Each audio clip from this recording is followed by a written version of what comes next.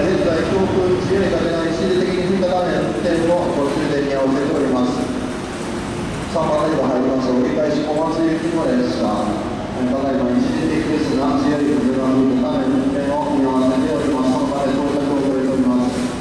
折り返し小松行きの列車が到着次第、お待ちの7割が優先となります。こちらも列車の優先が遅れております。ご利用のお客様、恐れ入りますが、列車の到着後にしばらくお待ちください。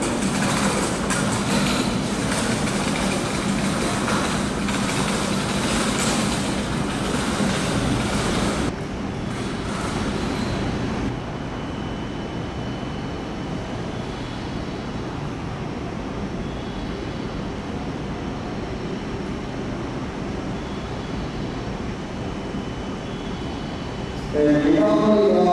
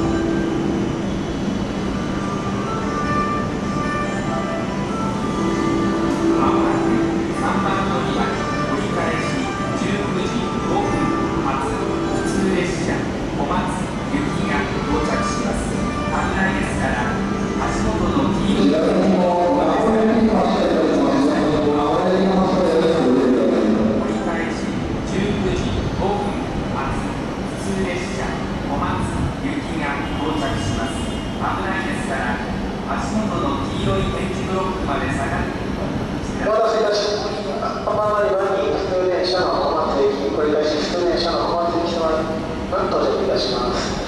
ご利用の皆様、しばらくお待ちください。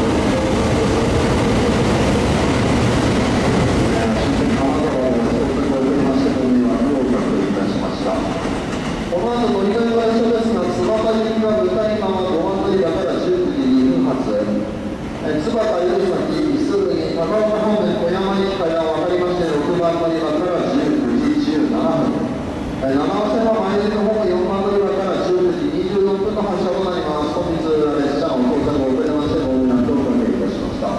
津幡行きの5番線がまもなく入ります。松東三河方面普通列車小松行きになります。お降りのお客様の通路を開けてお待ちください。